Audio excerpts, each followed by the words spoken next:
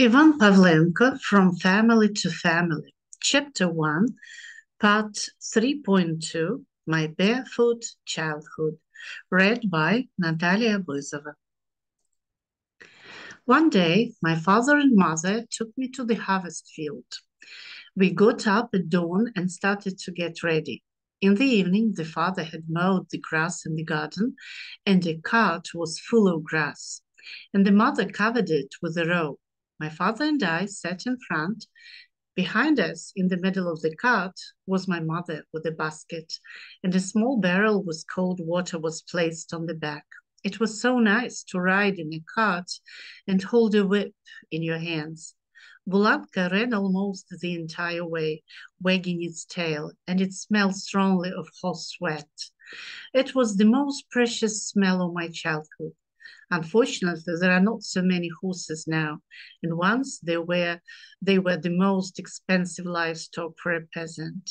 We arrived at our field behind Yarki, put the cart under a pear tree, and tied Bulanka to it. The father put a scythe in his hands, attached a rake to it, and with the words, "God help me," began to mow wheat or rye, while the mother tied it over. I caught jumping grasshoppers and plucked blue cornflowers over the edge of the field. And Bulanka kept chewing the grass. And when it got hot, it began to shake its head rhythmically, driving away the flies. At lunchtime, the father mounted it and rode away to water it. And when he returned, we had dinner. Then my father mowed again, my mother tied, and I ran up and fell asleep on the cart. They returned home already with sheaves. Both the cart and the whip were then in my father's hands, and I sat quietly next to my mother and was afraid that the cart would overturn. When my parents went to the field for sheaves without me, I waited at the gate to open it, as my father would take the sheaves to the yard. Our Bulanka was pulling the cart from the street up, and when it stopped near the barn, its wet sides were moving from heavy breathing. The father unharnessed it and let it graze in the yard, and he himself climbed onto the paddock and handed the sheaves to the mother, and she carefully stacked them in the storeroom. In the meantime, I grabbed the rope, pulled the rope into the ring, threw it over my shoulder, and ran along the storeroom, imitating a horse and a cart. Once in the summer, we had a lot of watermelons and melons. The father brought home a full cart of them every Saturday, and on Sundays went with them to the bazaar. The money raised was used for a new barn and a storeroom. The barn was erected first, and then the storeroom was built by village craftsmen. In winter, my father threshed all day, and in the evenings he sewed or repaired shoes. During the day, the mother sat down at the workbench and wove canvas, rows, and tablecloths, and in the evening she used to crush hemp in the canopy. On such evenings, she often sang, and the father hummed verses. Therefore, the song entered my soul very early and settled in it forever. In the spring, the mother carried the woven cloth to the bank to the Pan's pit and soaked it in it several times a day and spread it on the grass there so that it would bleach in the sun. It must be said that the canvas was whitened all over the bank. Each woman brought her own, woven in the winter. It was a kind of exhibition. Who was more successful? We also ran to the bank after our mother. There were many of our peers there. We played hide and seek outside the bushes, watched big green frogs. There were a lot of them on the banks, especially near the water. On warm evenings, the frogs called out their songs to the whole village. That music also remained in my memory as something close and familiar. I always remembered Yashninki when I read Yesenin's wonderful lines to students at school. Salt muzzled of pigs are pleasant to me, and in the silence, the sounding voice of toads. Our mother in those years very good, God-loving, and taught us, repeat after me. I had a sharp memory, and I quickly learned Our Father, Holy God, Holy Strong, Virgin Mary, Rejoice, and some others. Before going to sleep, we stood in front of the icons and prayed, each for ourselves, and at the end, crossing ourselves, we went to bed. And no matter how badly we wanted to sleep, not a single prayer was missed or shortened, because my mother said that God sees everything and skipping is a sin. On certain days of Lent, Mother would put us on knees in the middle of the house, and she herself would take a church book in her hands and read in front of the icon standing by the table. We listened in silence, understanding little of what she read. And when our mother made a cross movement, we also did the same at that moment and bowed to the ground. All of us had crosses hanging around our necks, but after the terrible famine in the 33rd year, when innocent children mostly died, Mother's faith in God was somewhat shaken, and she no longer put us on knees to pray. And I took off my cross at the request of the teacher at school. We always obeyed our father and mother and addressed them as you, plural. Mom, give me something to eat. Dad, can I go to the field with you? Today, this appeal to you has been preserved only in individual rural families. And in cities, children say you, singular, to their father or grandfather or grandmother.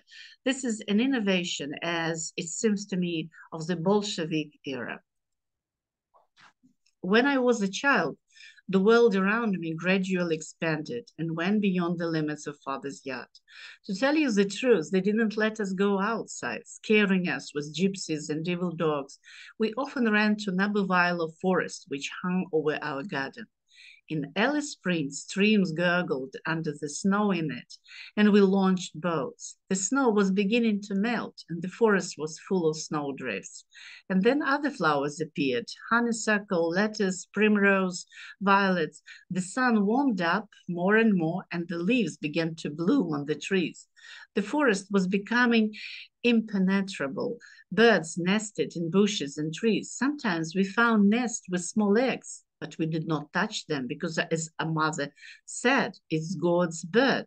Taking eggs from it is also a sin. The teeth would fall out. We played hide and seek, went up the hill and climbed trees there to see Yiskivsi and their train that ran beyond them from a height. But the meadows were so overgrown with elder and willows that nothing could be seen. Only when the train was moving, the smoke from the steam locomotive rose. We looked at our village, meadows, groves, banks, but the Sula River was not visible either. But the funnest was on holidays. Easter, Trinity, Ivan Kupala. The mother dressed us in new shirts and pants, took us out to the log cabin near the lake where women and grandmothers gathered on the blocks, plucked seeds and talked. There boys and girls were swinging on the swing and dancing to the accordion and tambourine. Older children jumped over piles of nettles and thorns, played ball and other games. And we children contemplated all that miracle, ran after each other, and played in our own way.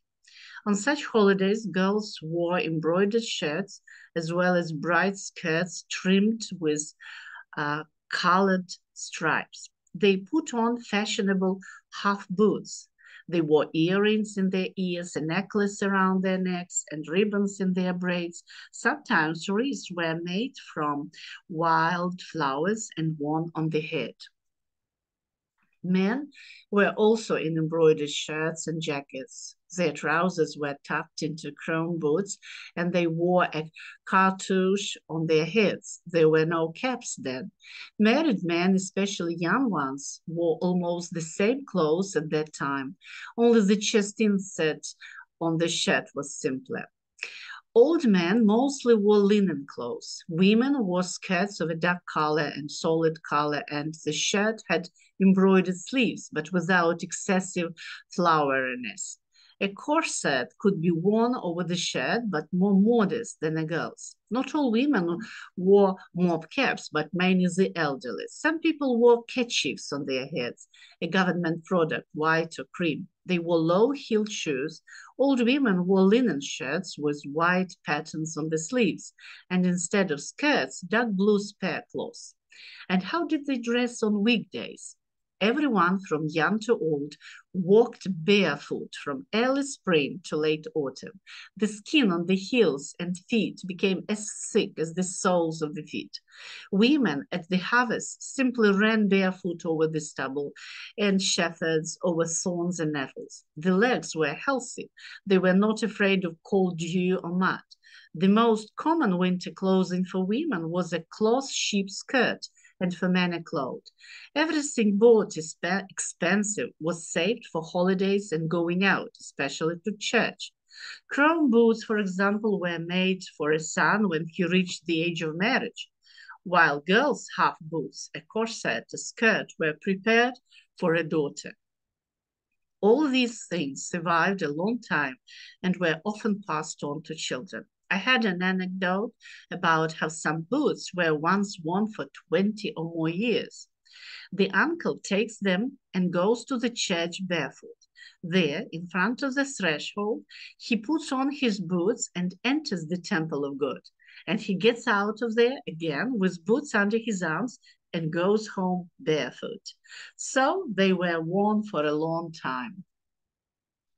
The oldest people of the village remained in my memory. Some of them were born in the ancient times of serfdom. This is the old man Antin Goroshko, short, dry-haired. He worked as a forester all his life and lived to be 107 years old. Ivan Konevets Provalny was also small, like a knot, dark-skinned, with a pipe in his teeth.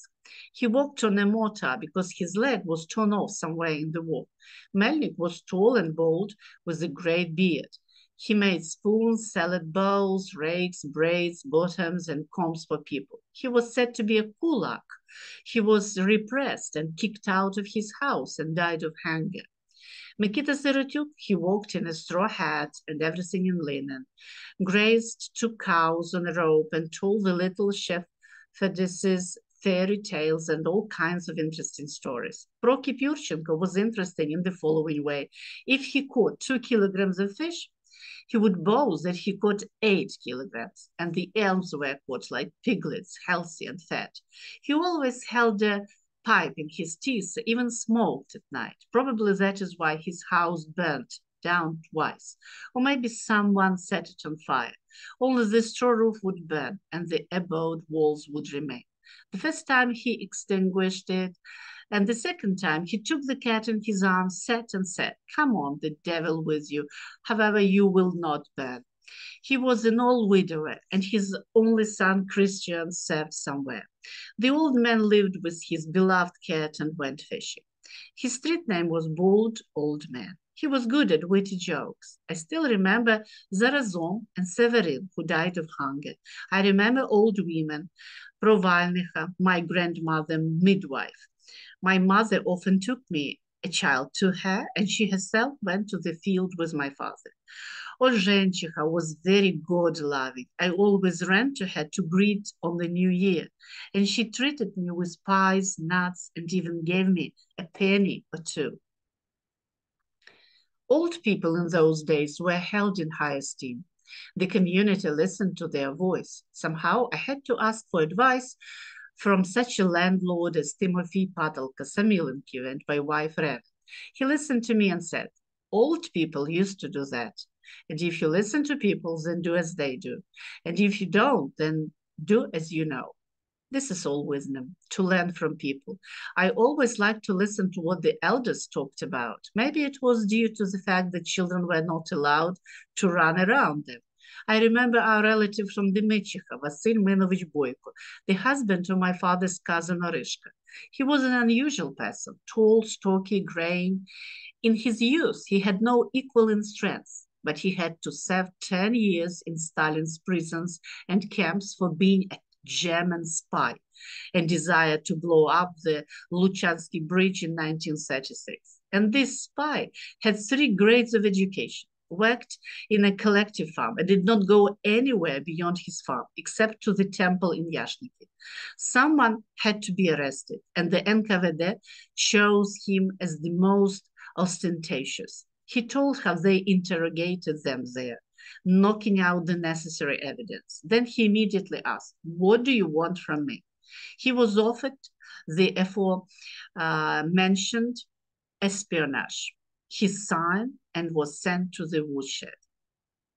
And my mother told me that during the Civil War, Denikinites, Bolsheviks, Petlurites, Makhnovites, and smaller so-called gangs moved through the village. Thus, the peasants could still recognize from afar who was going, so as not to get into trouble, because each of them, upon entering the village, established their own order. The people of Denikin were recognized by the royal military uniform.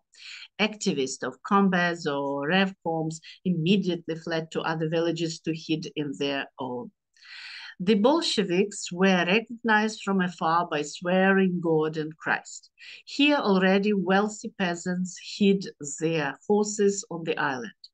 Makhno residents were recognized by their accordions and colorful clothes. And when one day the people of Petlura entered the village, singing Ukrainian songs, all the people poured into the streets, shouting, "Ours are coming."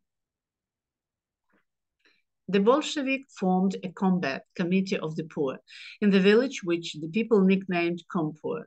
Ivan Babai, who lived near the lake, was appointed its head. He was one of the people who came to the village, spoke Ukrainian Russian dialect, kept a forge from which he lived, and drank badly. They said that he was from the gypsies. Having received power and a rifle in his hands, Babai immediately led the class struggle in the village. The first step was to split fellow villagers into proletarians and enemy elements. From the latter, with the help of Red Army men, he collected horses, pigs, and calves for the army, and then talked about the fair redistribution of land. However, he did not have time to fulfill this intention. The people of Denikin came and whipped him with ramrods so that a few days later he died. And then it turned out that the Bolsheviks were not so terrible at first. They managed to win over the peasants to their side with the slogan, "All the land belongs to the peasants." Indeed, the estates of Postavoy and Barvinsky, as well as church estates, were distributed to the poor, who became a pillar of the Soviet power in the countryside. My mother told me that when the Tsar was overthrown, the peasants were worried and could not understand how they could live without him. They said that Kerensky would probably become the Tsar, and then Lenin.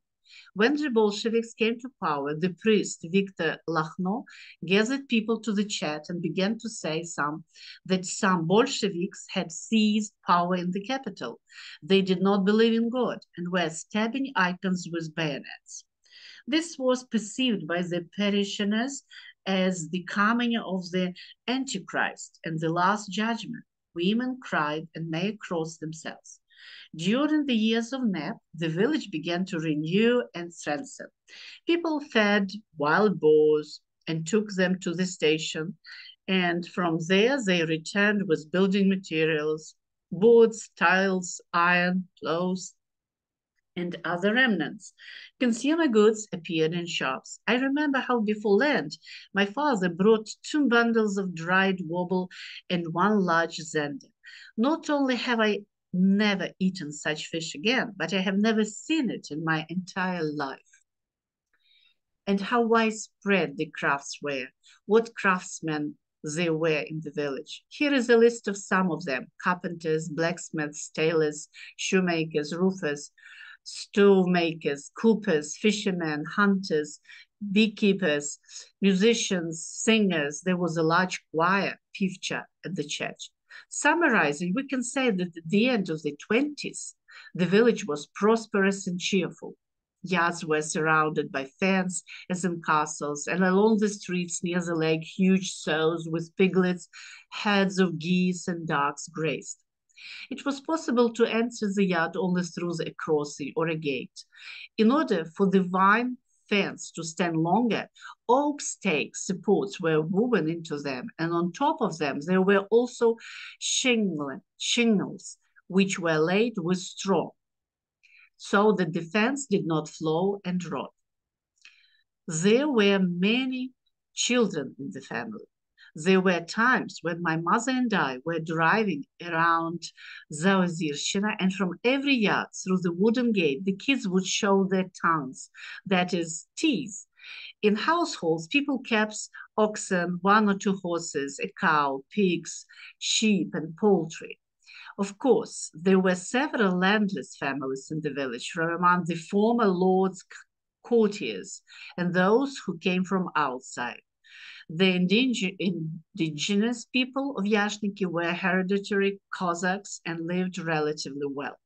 There were also collective communal lands. This is a pasture, a lake, Yarki, Palisonshina, Luki, Lishche, Suhostav, Stinka, where cattle grazed, as well as a swampy part of meadows with water, reeds, and vines. People sought to live in harmony, helping each other. A particularly widespread form of mutual aid was the so-called toloka, when all the community smeared over someone's house or shed. It was a kind of performance in which young people as well as elderly people took part especially willingly. The women sang songs all the time so that the house was always cheerful.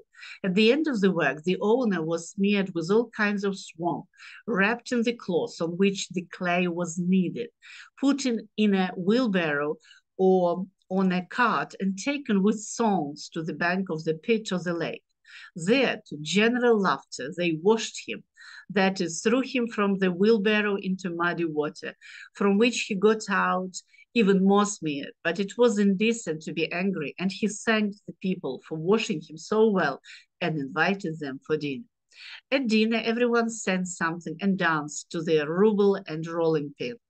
When people were called for help, it was necessary to go, so as not to gain a bad reputation among fellow villagers. At meetings, people cordially greeted each other with the following words: hello, good health, good morning, good afternoon. At the same time, men slightly raised their caps or hats over their heads, and women bowed. When entering the house, men necessarily took off their caps or hats, and elderly women also made a cross themselves on the icons. If the host was doing something, the words were added after the greeting: God help, give God health.